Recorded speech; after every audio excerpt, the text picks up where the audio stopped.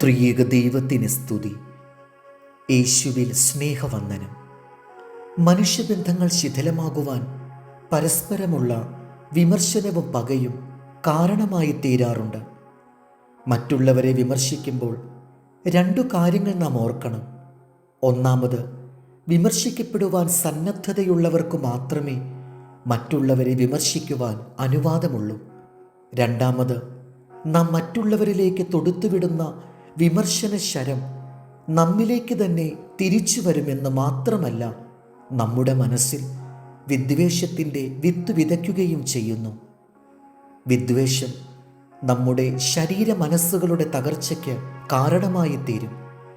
മറ്റൊരാളുടെ പകയുടെ അഗ്നി കെടുത്തിക്കളയുവാൻ തക്കതായ ഒരു മാർഗം അമേരിക്കയിലെ പ്രസിഡന്റായിരുന്ന എബ്രഹാം ലിങ്കൺ ഒരിക്കൽ ചൂണ്ടിക്കാണിക്കുകയുണ്ടായി. അമേരിക്കയിലെ ഉന്നതനായ ഒരു ഉദ്യോഗസ്ഥൻ ഗവൺമെൻറ് സെക്രട്ടറിയെ വല്ലാതെ തെറ്റിദ്ധരിക്കുകയും പ്രസിഡന്റായ എബ്രഹാം ലിങ്കനോട് അതിനെക്കുറിച്ച് സംസാരിക്കുകയും ചെയ്തു.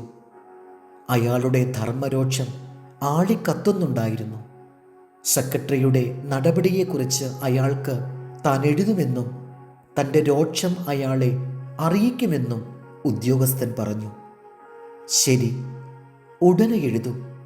നിങ്ങളുടെ വാക്കുകളുടെ മൂർച്ച ഒട്ടും കുറയ്ക്കരുത്, പ്രസിഡന്റ് പറഞ്ഞു. ഉദ്യോഗസ്ഥൻ അപ്രകാരം ചെയ്തു. ഈ കത്ത് ആരുടെ കയ്യിലാണ് കൊടുത്തയക്കേണ്ടതെന്ന് അയാൾ ചോദിച്ചു. കൊടുത്തയക്കുകയോ? എന്തിന്? അത് വലിച്ചു കീറിക്കളയൂ. ഞാനാണെങ്കിൽ ഇങ്ങനെയുള്ള സന്ദർഭങ്ങളിൽ അങ്ങനെയാണ് ചെയ്യുക, പ്രസിഡന്റ് പറഞ്ഞു. ആ ഉദ്യോഗസ്ഥൻ കത്ത് കീറിക്കളഞ്ഞു. ഒപ്പം ആ സെക്രട്ടറിയോടുള്ള തൻ്റെ രോക്ഷവും ഇല്ലാതായി. ഇപ്രകാരമുള്ള കത്തുകൾ എഴുതിയ ശേഷം വലിച്ചു കീറി കളയുന്നതോടൊപ്പം മറ്റുള്ളവരോടുള്ള നമ്മുടെ രോക്ഷവും പകയും കുറയുകയും ചെയ്യും. പിന്നീട് ഓർക്കുമ്പോൾ ആ എഴുത്തയക്കാഞ്ഞത് നന്നായി എന്ന് തോന്നുകയും ചെയ്യും. മനഃപൂർവ്വം നാം ആരിലും വിദ്വേഷം പരത്തുന്നില്ലായിരിക്കാം.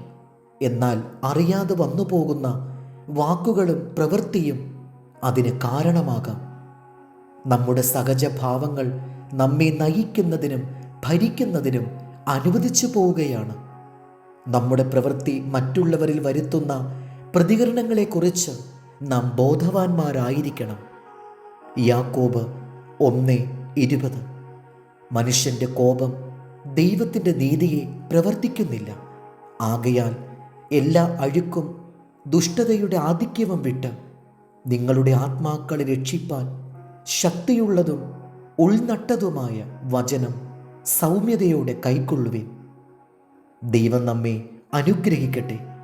കർത്താവിൽ എളിയ ശുശ്രൂഷകൻ, ഈരാളിലച്ചൻ.